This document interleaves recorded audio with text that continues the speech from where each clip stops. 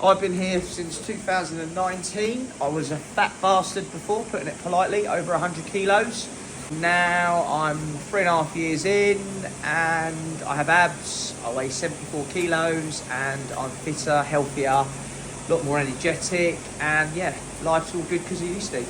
I run a business, used to be working 5-6 day weeks, and my diet was out of control. I'd just grab anything, I'd never calorie count, and that's probably what led to me putting lots of weight on.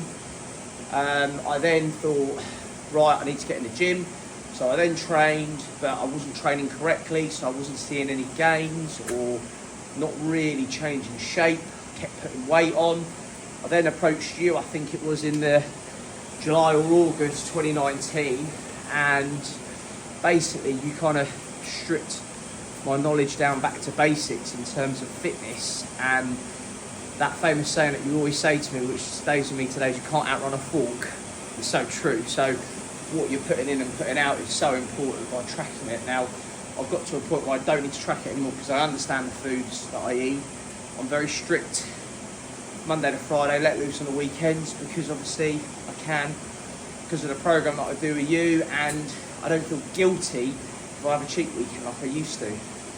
But it's all about just understanding what you're putting in, making sure you're putting the right stuff in, and also when you're training with intensity and volume.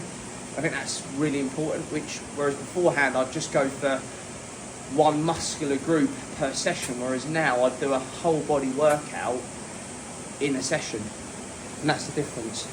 So you're super consistent as well, aren't you? Yeah, like I try to be, because for my mental well-being and, you know, just wanting to feel good, because naturally you do when you train and things like that, and consistency is everything. I think you do, obviously at this time of year with Christmas, fall off the wagon a little bit, but as long as you get the sessions in, you don't feel as bad eating. Yeah, I've got an 8-year-old and a 4-year-old, so trying to juggle that is hard, but I train in the mornings because it's easier, because they're still asleep. Yeah, I used to train in the evenings, and I think the problem you've got with that sometimes is you do a hard day at work, mentally you're exhausted, you then have got the battle of going to the gym, working out after work, and it's not as productive as getting in, getting it done in the morning, getting on with your day.